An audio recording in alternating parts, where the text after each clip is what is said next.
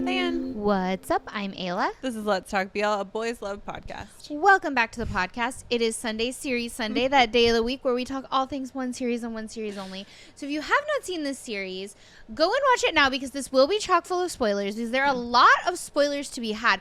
And normally in this section, I'm like, I don't know, listen to this, and if you get spoiled, you get spoiled. But in this case, I recommend not being spoiled. Yeah. Agreed. So go watch the show. We're talking Young Royals. Yes, this actually is like an older request. Yes.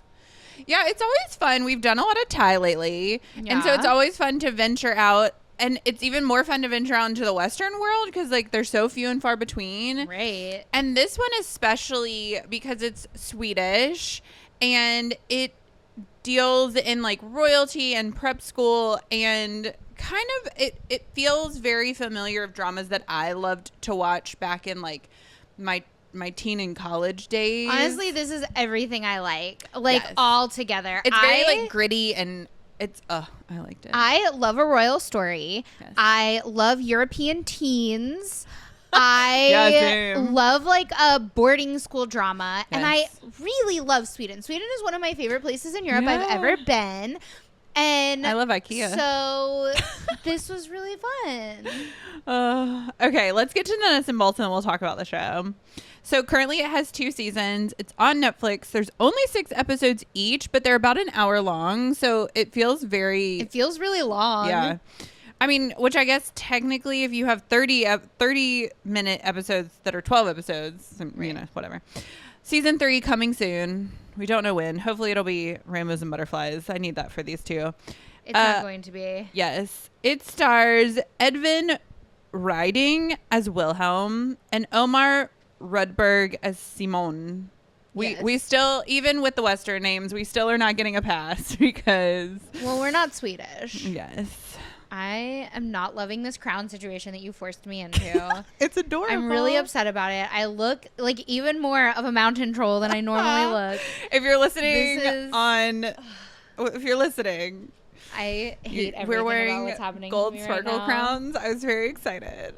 They're terrible. This is the worst thing that's ever happened to me. I offered the tiaras with the crowns. The tiara would have made less sense. Royals. He's not a princess. But we are princesses. No, we're not. I am. Okay. Okay. Synopsis time. Yeah. I'm highly upset right now. I'm so curious. We have a feeling that not too many people actually watch the series Sunday. They more so listen to the series Sunday. Yeah. So if you... Well, we don't have a feeling. We have data that shows it. It's true. So it's not a feeling. There's a handful of people that like respond to the YouTube. And so I wonder if they're listening on another platform and then coming to respond on YouTube. Oh, yeah. Yeah. Okay. Prince Wilhelm adjusts to life at his prestigious new boarding school, Hillerska, but following his heart proves more challenging than anticipated. I love a short but sweet synopsis. I mean, it is more challenging than anticipated. Okay, I love this show. Yes. I love the Swedes. I love them. I love the Swedes. I am such a fan of Sweden. Yeah.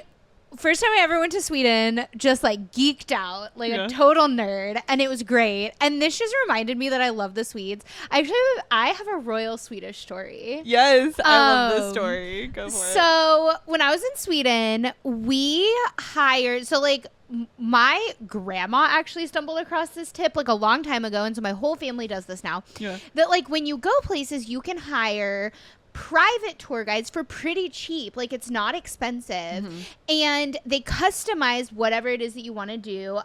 It's this company called Tours by Locals. I highly recommend it. My family has used them forever. Is it all around the world? It's all around the world, but it's like private tour guides. It's almost like Airbnb, but tour guides. Oh, cool. Kind of. Oh, cool. And so we went to Sweden, and my sister and I booked a private tour guide for us because we have very specific Swedish interests. I love it. Which are like pop culture interests. Like the we have really, the Skarsgårds, but also like I used to watch a lot of like Swedish TV, a lot of European TV, and also we really like royal stuff. Like we went to all the palaces in every country we went to, right? Yeah. And so we tell this woman who we've booked, we're like, we really like the Skarsgårds, we said pop culture. We weren't like, we were trying to be like cool. Yes, yes. And we were like, and we want to go to the palace. Those are like the two things we want to do. And so she's like, cool. So she meets us. We're on our way. And I also have a story about the Skarsgårds, but that's not included in this story because this woman was awesome. She was so cool. And so we get to the palace, and typically when you're touring the palace, you are in this like big group. Right. Whatever. And you kind of go on this, like, everybody's in a row and you go on this, like, predestined, like, this pre-laid out, like, route of the palace. Right, right. Well, when we're the private tour guide, that's not how it works. They can kind of, like, they can take you in and they, like, create their own tour. Right, right. And so we go inside and we're, like, walking through the rooms. We're looking at the paintings. She's telling us about all of the, like, stuff, right? And at one point, she's like, stay here. She's like, don't move. And we're like, okay. We're like, because this is like an active palace. Because there is still as is evidenced in Young Royals, a royal family in Sweden. And so there are like guards in the palace, like actual palace guards in the palace, right? And so like, we're like, okay. And she walks into this other room and she like chats with one of the guards. And then she comes back and gets us and she's like, in a minute, we're going to let these people walk past us and then we're going to go in this room. And we're like, oh, okay. And we thought at the time, like, there's just something cool in this room that she wants to show us. Sure. Rad. Like, we're excited at this point. We're like, hell yeah. Artifacts. Right. We're like, hell yeah. Like, and so this dude and, like, clearly somebody that works at the palace walk past us. They walk in this room and we follow them, whatever. And she's, like, telling us about the paintings, whatever. And we're like, following literally the same route that this guy is going. And so finally he gets far enough away that she's like, okay, that's the queen's nephew. And we were like, oh my God. We're like, it's an actual royal. We're like freaking out. So like August. Yeah, actually, yeah, it basically was August. Yeah. Oh my God. Okay, and the story she told us about him actually makes him totally August, is that like his parents had sent him away to boarding school because he was like a little troublemaker. Incredible. And the queen like brought him back. Is August based on a real person? I'm literally, my mind is blown right now. That's amazing. Hold on, my mind is blown right now. August might be based on a real person. Huh. That you met. Fascinating. And so this whole time we've like told this woman about how my sister is single, and she's like, here's what you do. She tells my sister, she's like, here's what you do. Drop your purse in front of him, and if he picks it up for you and is like, here you go, that's how you know he's a good guy and you should like try and date him. And she was too nervous to do so. Yeah. So like there goes my shot of being like sister-in-law to a royal. I don't know. But yes, one time I met August. Fascinating. I'm gonna have to go look this boy up now. Yeah. And be like, I genuinely wonder if August is because he was like a troublemaker and his parents sent him away to boarding school and the queen like brought him back and like raised him up and was like, he's not that bad. I love that idea. That would be so fun. Okay, so anyways, that's my royal story. This is why I very deeply resonate with this story with even more so now. You met August? This is everything I like. This show truly is everything really I is. like. Yeah. Going into it, I'd heard a bunch of hype from just like the Netflix world, right? When a new thing comes out on Netflix and it's fun and fresh and different, people get excited about it. And so I'd heard a lot of hype and it was out for a while. And then I was like home alone for the weekend. So I was like, why not binge this? Yeah. And I did. And yes, it was so interesting. The dynamic between every single character in this show was fun to watch. Like there was never really one. Of course, you have the prince, you have Wilhelm, and you have Simone, but every character kind of takes precedent at some point. Yeah. And so there's an interesting dynamic between every single character. There's no one character that doesn't interact with another character. And so kind of going through it, you're like, I don't want to like this person, but like I don't dislike this person. There's so many different nuances to each character that makes you like them and dislike them at different points in the show. Oh, I pretty immediately was like, yeah, I know August is going to be a terrible person. I could just tell. Beautiful. But he is gorgeous. I was like, I think I forgive him for his cuteness. Like, yes. I'm sure he's going to be terrible. This was before I knew what he did, right? Yeah. And I was like, I can already just tell he's going to be terrible. Like, right. I just know he's the worst. But he is so beautiful. So, okay. What I like about this show is that it's not all about the love story. In fact, the love story, like, actually I think is the piece that needs to be more developed. Like, I will say that's the piece of it that, like, I don't actually get why Simone and Wilhelm like each other. I think I see it more from, like, Simone's side, because you see him at that party, right? Like, when at his, like, the prince's inauguration party or whatever for those, like, skull and bones situation. Yes. I feel like you see Simone be like, this boy is cute and funny. Like, you see him get an idea of his personality and be like, okay, I think I like this boy. But I never really understood why Wilhelm liked Simone. I really like Simone as a character, but, like, all of the things that make me like Simone are things that Wilhelm never sees. Like, when he's at home with his family and when he's interacting with his friends. Like, it's stuff that Wilhelm would never see. And so, like, that's the piece. Actually, the love story took such second fiddle to the drama of the sex that I was like, that's the only piece of this that I wish was better developed. Like, I want to see them like each other, and maybe that's what we'll get in season 3. Yeah, I do too. I think that this is just a classic Prince falls in love with the boy from the wrong side of the tracks trope, and there's not much more to it other than he sees this boy who has a very, very different life than he did, and it's almost like an escape moment. And the story centers around Wilhelm and kind of his conflict with himself, with his place in the royal family, with who he is. And so I think Simone just represents the complete opposite of what a royal is. And it's potentially just as simple as that. Like, there's not much more depth to it because, like, each character does have more depth, right? We do see more of Simone at home and interacting with his friends from home and the dynamic between his sister and every character. But the relationship between Wilhelm and Simone, it's like Wilhelm uses Simone in a way that's like, he uses him, especially through the first season. And so that's why I really like within the second season, we do get Marcus to throw a wrench into things. Yeah, you get this, like, sassy, you get Mark in Love Mechanics, like, bad bitch era. Yes. Like, I am not gonna deal with you. I do not have time for this. I do not have time for you. It immediately makes you sad for Marcus because you know exactly what's gonna happen. And Marcus is such a nice guy. He's such a nice guy. Now, Wilhelm is cuter. Yes, it's true. Wilhelm is cuter. And to be fair, it's not Wilhelm's fault that he's a prince. Got that royal glow. To be fair, because, like, genuinely, I do feel like Simone, and at least Simone is, like, straightforward with him, where he's like, I am not willing to make this sacrifice. He's like, I understand that this is a sacrifice that is required to be with you, and I'm not willing to make that sacrifice. That's not good enough for me. And then he stops pursuing Wilhelm. He doesn't try to convince Wilhelm to be a certain way or say a certain thing or do a certain thing, which I think is really nice, because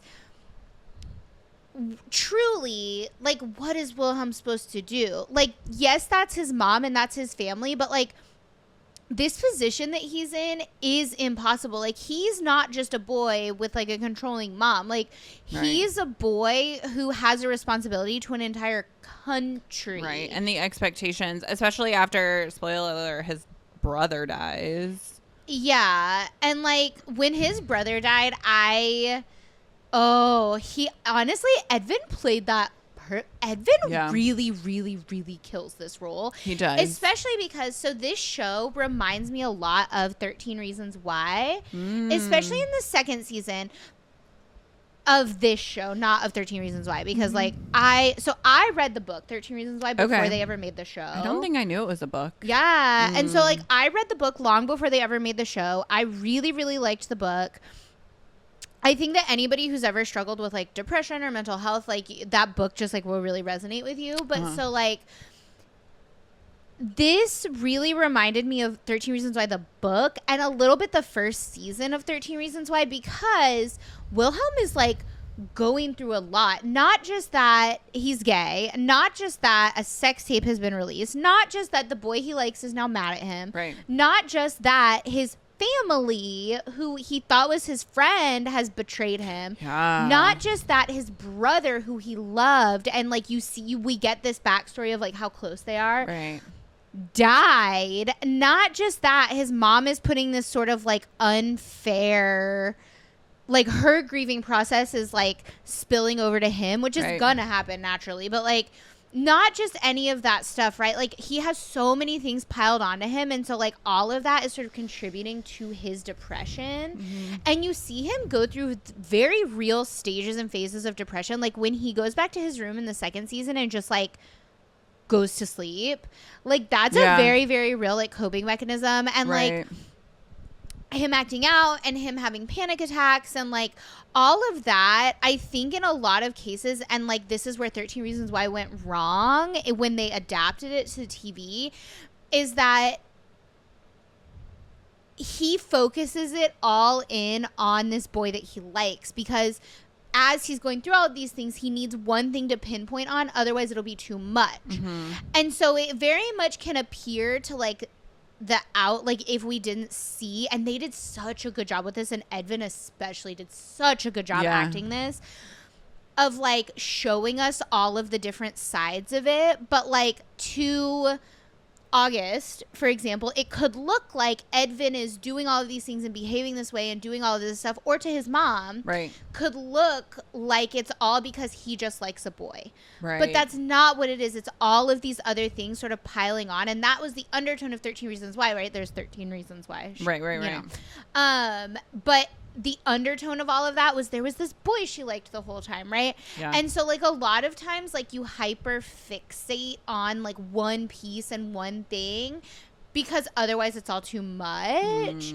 And like you can't, there's too many things to sort through. And so Edvin does an excellent job, I think, of portraying what's happening with him, and it makes the whole thing with Simone make a lot more sense as to like how he's approaching it and why he's like saying these things that he then can't back up. Right. Yeah.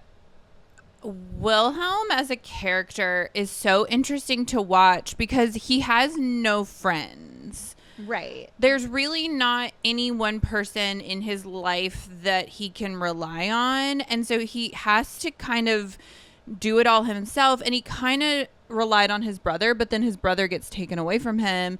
And so it is interesting to watch how he goes through, like there's that scene where his brother has died and the headmistress hugs him. And it's like, it makes you even more sad because like she's the only person in his life that probably is like willing to comfort him in that way. Like I don't even think his mom would. Right. And so him as an individual character and Simone as an individual character is so interesting to watch. Simone is very much someone that you would see and be immediately taken with. And I think that's what happens to Wilhelm. And I think that's what I really like about their dynamic is that Simone is like a out gay character, whereas Wilhelm is still navigating that. And so when they get together, there's not a ton of figuring out that part of it. Wilhelm just like, yes, he hyper fixates on Simone and is like, you know, after a pinky touch. Right. Everything changes. Everything changes. And I just like that dynamic. And it's just fun to watch because none of that is out of character for either of them. And they fully just are like, yeah, this is the thing that happens. But then they have to navigate everyone around them. Well, and I do really appreciate that they approach what has happened with the sex tape getting released in the way that real teenagers would. They don't know what to do. Their wheels are spinning. They're like, they handle it very much in like a teenage way versus like a lot of TV shows have them like act very adult. Yeah. Oh my God. And yeah. These are supposed to be 15-year-old boys. That like, scene in the piano room where Wilhelm is like, my face isn't shown. Like, what do you want me to do? And Simone is like, like, we need to figure this out together. And Wilhelm is like, I have more to think about than just you. And there's that, like, that, yeah, if you're in that situation, like, you don't know, right? Like, as an adult, you're like, okay, let me be the bigger person. Let me do the right thing. But like, as a teenager, you're like, self-preservation. Well, the thing about it, though, also is that Wilhelm wants to own up to it, and he wants to say, yes, it was me, and he wants to, but, like, it's not just that his mom is telling him he can't, it's that the queen is telling him no, he can't, and the palace is, like, we're talking about, like, and he understands this, like, people with legitimate power that have the power to, like, hurt other people, right? And so, like, he understands that in a way that, like, Simone doesn't. Like, for Simone, he's, like, a teenage boy and he doesn't understand. And, like, and I love the way that Omar plays it. And I especially love the way, I think Omar does such a good job of really, like, making me believe that you can see Simone, like, processing everything as it's happening to him. And he's, like, trying to sort of, like, fumble through things the best that he can. And he really can't. And the only way that he's able to is, like, with his music. And so that's why, like, again, you see him hyperfixate on this song with the solo, with the way they've changed the Hill song. And, like, you realize he doesn't realize, but you realize that, like, okay, dude, like, you're not mad about not being able to perform this song. Like, you're mad because it, like, of everything else that's going on. And they just do such a good job. I do think it's interesting that Wilhelm is still trying to find his sexuality, but there's never this, like, huge crazy discussion about it, because we see it in season 2 with Felice, where, like, they start making out, and I was watching it and I was like, wait, hold on, what? Huh? And so later on, she's like, that was a shitty thing to do. Like, you knew that I liked you back in the day. She's like, I might not, like, we might be friends now, but, like, I did have those feelings for you at one point. So you knew, you know. And she was like, that was a shitty thing for you to do. It makes me look really bad, all this stuff. And he was like, and I do like that he owned up to it. He was like, yeah, that was a shitty thing for me to do. And he was like, and she was like, why did you kiss me? And he said, well, because I wanted to see if it felt the same as it would with Simone. Like, he's, like, very upfront about it. He's, like, trying to figure it out, which I think is, like, a really cool, interesting thing for them to do. Felice might be my favorite character in this show. Interesting. I really like Felice. She ends up being a really good girl character in this show. Yeah. I mean, she starts off with being August's girlfriend, which at first you're like, oh, God, this is going to turn real sour, because we know August is a bad person. Yes. And her crush on Wilhelm could be another factor that could make her evil, but no, she, like, as soon as she figures out who released the sex tape, she goes and tells Wilhelm. Well, and as soon as Sarah, who we will get to her in a second, tells her that August tried to kiss her, she's like, boy, bye. Like, she very much is like, once she sees his true colors, she's like, nah. She's like, no. On that note, I think maybe Sarah is my favorite character. Sarah is the Earth's She really worst. is. But she is so just matter of fact. Like, what you see is what you get. And it's so funny because, like, I mean, we talked about this throughout the entire show, that, like, August be hot. And, like, no, I totally understand. As an only child, like, I definitely have no alliance to siblings. So, like, I'm like, yeah, whatever. And I understand that, like, she did a really, really bad thing to Simone, but, like, you know. No, for me, so as somebody that has siblings, and, like, I have a younger brother. And, like, my younger brother and I don't always get along. In fact, we're, like, beefing a little bit right now. But, like, that, especially from, like, a sister brother standpoint, is like a complete, is like it's real bad, because I have sisters too, and so, like, the sister relationship is different from, like, a sister brother relationship, and, like, it very much is like ride or die. Like, I don't care how mad I am, like, I'm always on my brother's side, even if he's wrong. If my brother is wrong, I'm on my brother's side, and privately I will tell him he's being a dumbass and he's wrong, but publicly and for whatever person he's beefing with, like, I'm on his side always. And so, like, because for at that her point, to even be willing to entertain the idea, because she knows he did, she knew it immediately. She sees him upload this video, and for her to girlfriend again, like, I don't care how much I'm beefing with my brother, like, it, like, that is, like, a hard no. And yes, August do be hot. She's like a car crash, right? Like, you know it's bad, but you can't not watch. She's that character that's so interesting to watch because you're like, girl, you are making very bad choices. I understand why you're making bad choices, but like, don't make those choices. I do feel for her a little bit in the second season towards the end when she's like, I thought I was in love with him. I never felt this way before. She's like, and she even says this is the only time I feel for her, except for the fact that I'm like, that's still your brother. Yeah. Like, you never should have been in this position in the first place because from the beginning, you knew what he did to your brother. She very much she very much just like does the thing. There's no processing. There's no thinking through things. She just like is like, oh, I want to see what it feels like to do this thing. And so I just do it. She honestly, like, she's irredeemable. Yeah. But I do feel for her a little bit, like towards the end of season 2 when she's like, I always thought I knew right from wrong, but until now, she was like, because now everything I did with him felt right. Right. She's like, I genuinely didn't know that this was wrong for me to do because I was so in love with him because I've never felt this way about somebody before, and I thought that he loved me, and I, when he told me he was going to come clean, I thought he was like, I believed him because I loved him. And like, what makes me mad about her is that she never really did break up with him. She never really did take Simone's side or Felice's side. Right. And like, to Felice's point, like, Felice, all of the things that she got from August, because she basically, it all started because she like blackmailed him. Right. She was like, I know you did this thing. And he's like, well, he was like, what do you want? I'll make it happen for you. Right. All of the things that he made happen for her, Felice could have made happen for her. Right. And so, like, and Felice would have done that for her if she had asked, because Felice was like a great friend. Yeah. And so for her to treat Felice that way and like really not give Felice any grace when it came to like Rousseau and things like that. Right.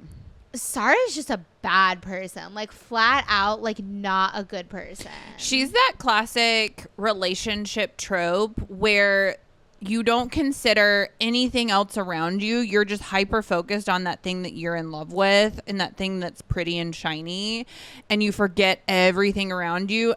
But in the real world, there are consequences. There are ramifications to your actions. Oh my God, I can't even begin to think what you're thinking about. What in the don't be?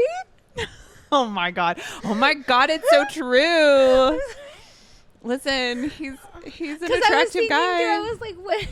I was like, like, you've seen this before? No, seriously, I was like, there was another like brother-sister relationship that like really had me going through it as somebody who has a brother, and I was like trying to think what.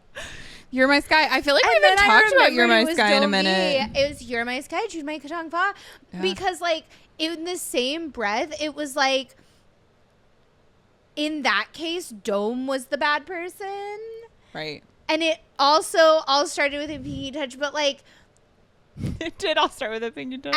Apple's character kind of goes through the same thing as Sara, where she's like, I thought I loved him. That's why this sucks. Like, she's like, I know this is a bad situation, and I know I shouldn't have let it go this long, and I know I should have said something to you sooner. Yeah. But like, I thought I liked him, and it was all fake.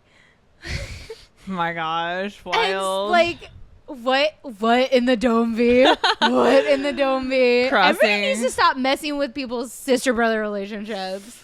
I mean, yes. I'm still traumatized. I'm sorry. I just like flashed back to like Portia and Apple acting in that scene where Apple monologues, at the table. Oh, so good. That's an excellent God. scene.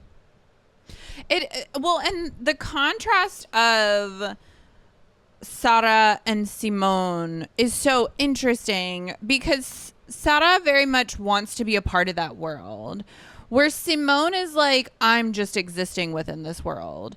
And that's the conflict that she is really grappling with, is she's like, I don't want to be affiliated with the status and what my family is. And that's how I feel like that's why she completely ignores her alliance to her family, is because she's like, I want to be in this world. And if this is what gets me in this world, because, right, like August eventually is like next in line for the throne, and he has that royal privilege and all that kind of stuff. And like, as much as Felice could give her those things, she wasn't royalty, and she wasn't necessarily the status symbol that August was. Except that Sara never wants their relationship to be public, and she also, when it turns out August is next in line for the throne, she's like, breaks up with him. True. She's like, that's a lot of pressure. So clearly it's not the royalty thing. Like, she wanted Sara's a mess. She's a mess. She's a whole mess. And I will say, like, we do find out there's some history there with their dad, and like, there clearly something happened between Simone and Sara. Like, because at the very first episode of season 1, Simone is like trying to be her friend and trying to like smooth something over that I assume happened in their old school. Like, we never really get the full story. And then like, she does have an outburst at him at some point about their mom, where she's like, no, if mom, because he's like, why are you moving away? Like, why don't you want to live with our family? And she's like, if mom had tried to protect us, she would have left him sooner. Like, she very much has a lot of like family trauma associated with their dad and their like parents. And so like, that is real. That's real trauma, and that's valid. But also like, that's your brother. Like, your brother is your brother. Like, even when you don't want your brother to be your brother, like, he's your brother. Like, I don't know what to tell you. These characters are so interesting. The other scene that I really love from season 1 was that moment with Wilhelm and August, where they're trying to decide how they're going to handle the sex tape, right? Where they're like, Wilhelm and August sex tape. Where August, they're having that like private meeting, right? And August is like, we need to just put it all on Simone. And August is saying we need to put it all on Simone, and Wilhelm is like, oh no, we should blame this like random dude in the club, whatever. So that wasn't the sex tape.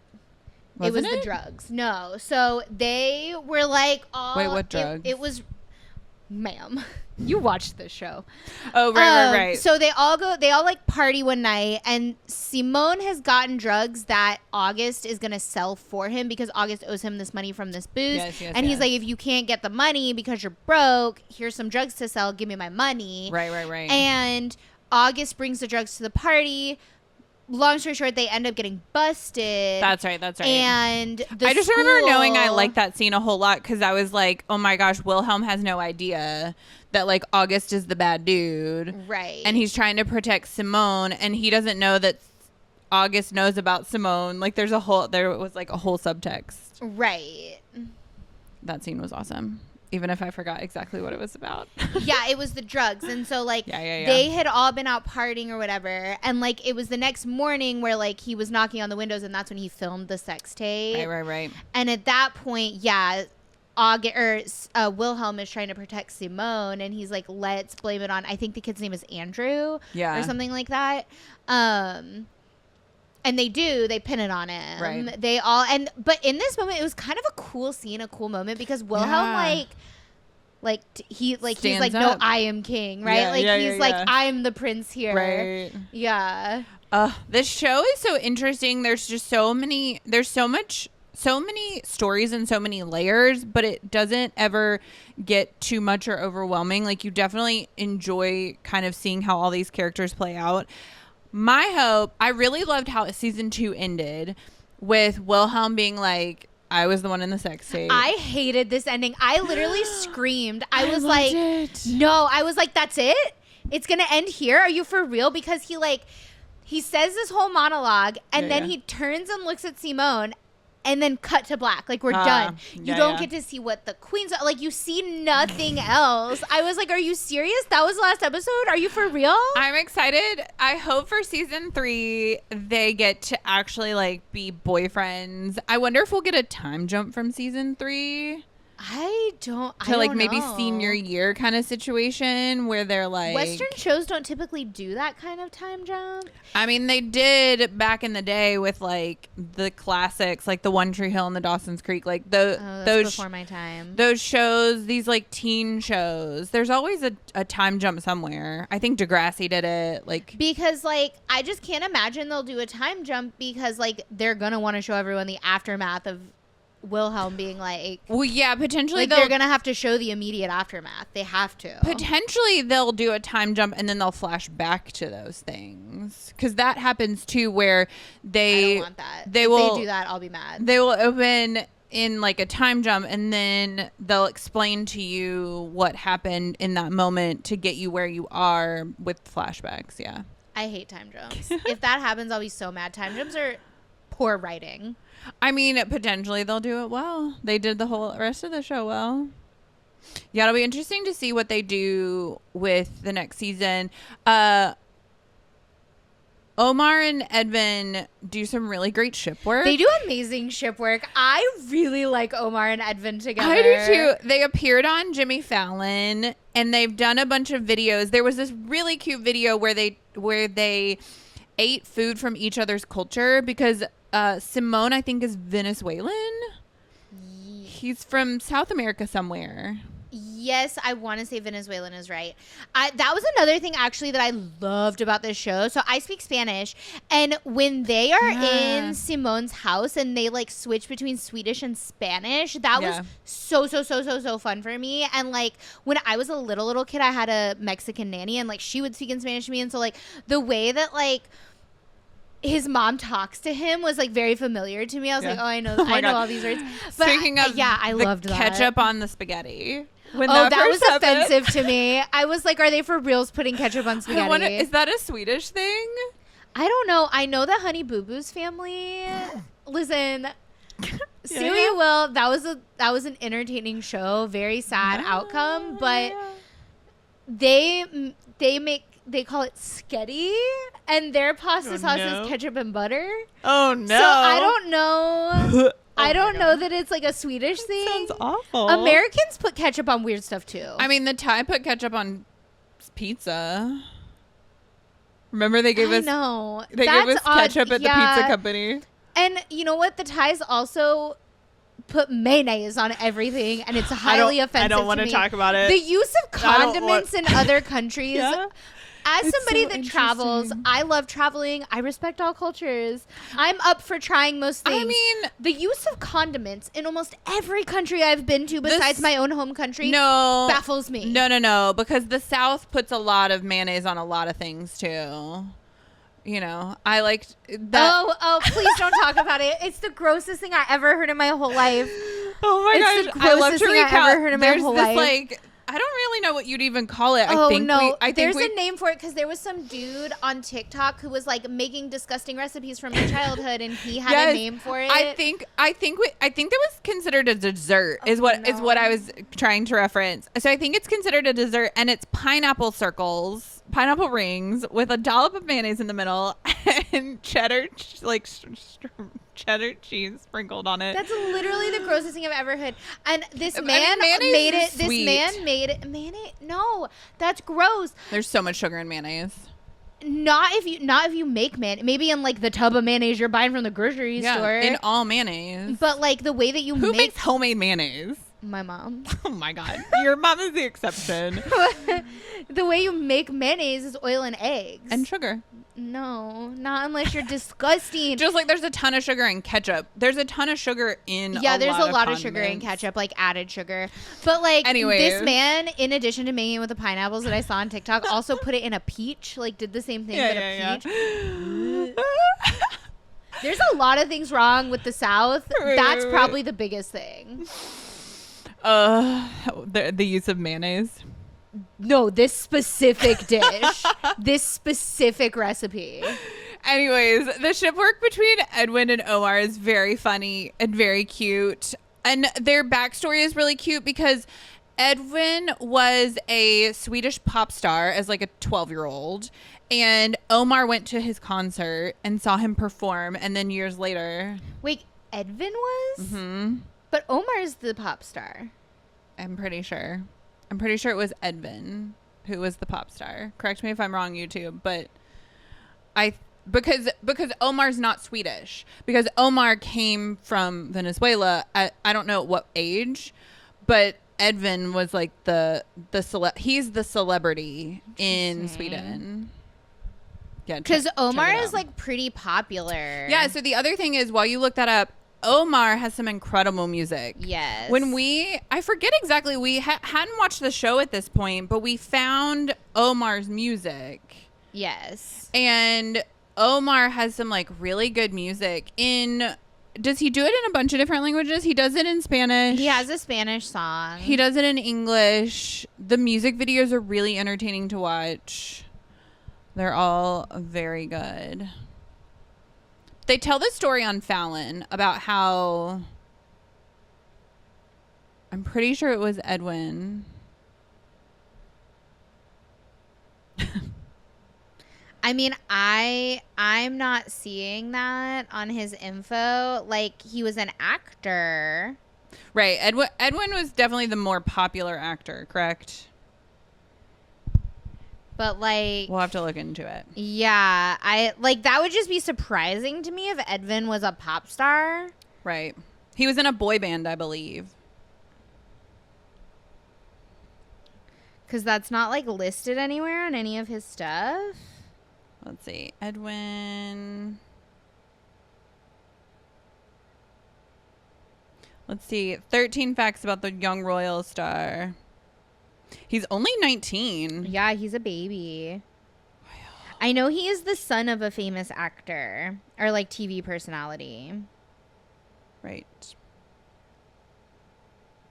Or no, I guess he's 20 now. His birthday was in February. He's 20 now. He can drink in Thailand. Adorable. That did not help me.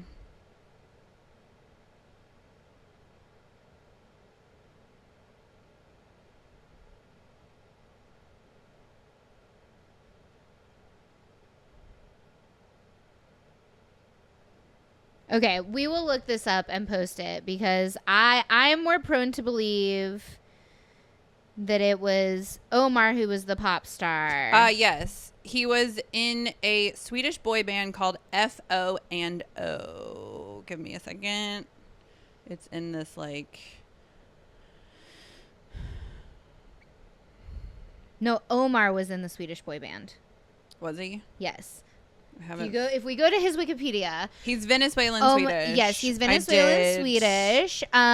He began his professional music career in 2013 as a member of the Swedish boy band FO&O. That's what it is. So it was indeed. I was right. Edvin goes to see Omar in this boy band, and so it's such a funny like years later they're gonna be playing love interest. In this show. Yeah. What a destined hilarious moment. Anyways.